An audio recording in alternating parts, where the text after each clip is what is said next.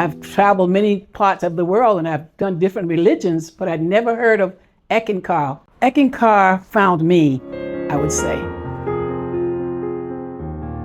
I went to work as a program with the disability group of children, and I had to take them to the library to learn the library system.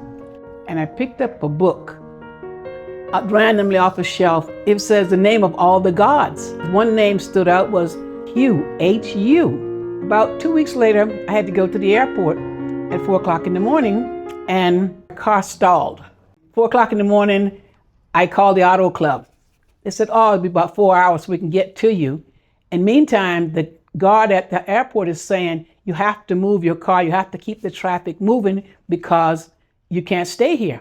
If I turn the lights on, the engine wouldn't work. If I turn the lights off, the engine worked. So I sat there and figured, I'm thinking, what do I do? And so all of a sudden, this little thought popped into my mind and says, you remember those 2 letters, H-U? It's the name of God. Why don't you say it? You have nothing to lose. You can't walk out of here. So I just start saying Hugh. I started to feel this kind of a flow start coming, like a flow of energy, or like a blanket. And I got this real comfortable feeling, and I just kept saying it. The more encouraged I feel, the more uplifted I feel. This thought came, so let's drive the car off the airport's property. So I started to do that, and I said, well, I'll just drive without lights. I can see around the airport. So I kept driving. And the next thing you know, I ended up on the freeway.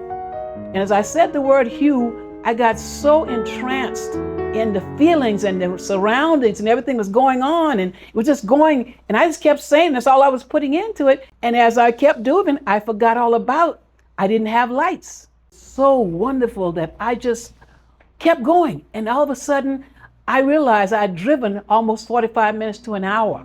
So when I got into the housing complex was to make the last left turn.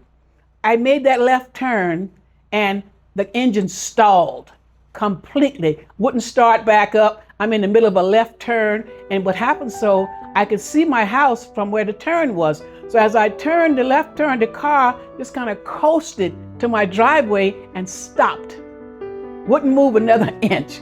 And as that happened, that was the experience of my life, which you haven't figured out yet what really happened, but it happened. That's what matters most, and it happened to me. And so it'll always be my legacy, knowing how that Hugh found me.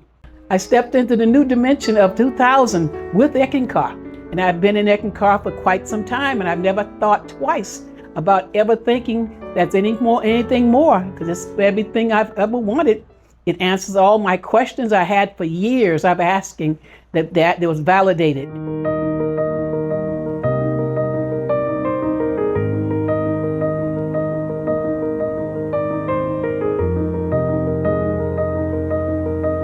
You couldn't make it up. You had to experience to know the knowing.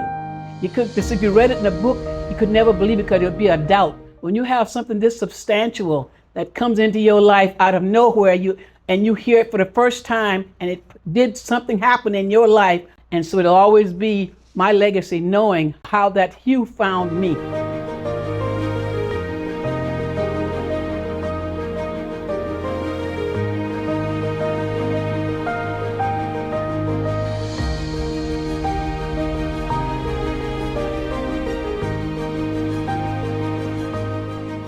The Hugh is like having a gift that you have been given and don't know what's inside the box. But when you open that box doing the Hugh, it opens that gift, and all the wonders that you ever thought about is in that gift if you keep utilizing the tool in that box. And to me, the Hugh is like a wonderful toolbox. You know the Hugh, when you have the tools and the gifts to use it, it blossoms. Whatever you do, it's somehow or another, you'll go through life and you'll catch yourself feeling good when you hadn't felt good in years. You'll get to a place you used to go to. I used to be like depression. Before I'd get depressed and I'd go days. I didn't know what to do. But when I do the Hugh, after a while, I walk away and it just dissipates. I feel better. And I catch myself saying, wow. And after so many of those aha moments, you realize when I do this Hugh, something happens and I do it again. And when I'm finished with it, I feel that upliftment. It gives you an uplift to feel, and you knowing that whenever you go back to it, like you go back to it like a source.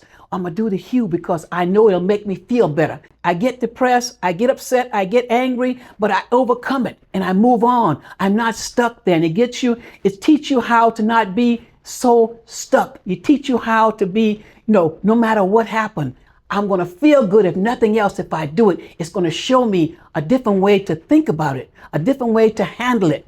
And I don't go into it with what I think. I just go from the inner, from the inside. And that one thing about it was that knowing that it's more, I'm an external and I'm internal. In the internal world, I learned through Eckankar is the true core of me.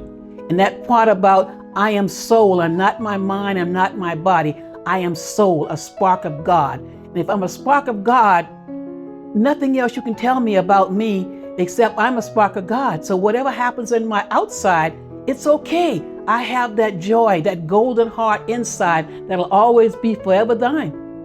I watch the news. However, I've learned that to see what's going on for the knowing what's happening in the world I'm in, but not participate. I can watch the TV and understand what they're saying, but somehow in Eckankar, I've learned to rise above it. It's a soul travel thing where spirit, you're doing the hue, it rises you to another level where you can look down on it and make a decision whether it can affect you. Well, it's a relative, but you want to know how it affects you in the environment. We are here in the environment, how to live in this environment and still survive by the knowing how it's going to affect me in the time of what's going on in powers that I can't control. The beginning of my world, my history, for the simple reason that I became liberated. I was free. And it says, in my soul, I'm free. I reached the level of liberty, of limitations no more. Because, I grew up in America, and I grew up in the South, and there's a lot of life there that had, in my situation, in my life, in my people, there's a lot of differentials, different things happen in your life that has to be because somebody said so. And for the first time in my life, I was liberated that I didn't have to go to another person or another soul to tell me what God wanted me to know and how God talked to me. And I learned to talk to God by doing the hue. And when I did that, that was never, ever after listening to another soul, come back and go directly to hue. And we have the spiritual teacher, Mahanta. I have that gift. And when I became an Ekis and learned to practice, I had my parents translated when I was a young child. So when I got Eckankar, it became my parents. They gave me a life I'd never seen. They gave me teaching that I would never understand.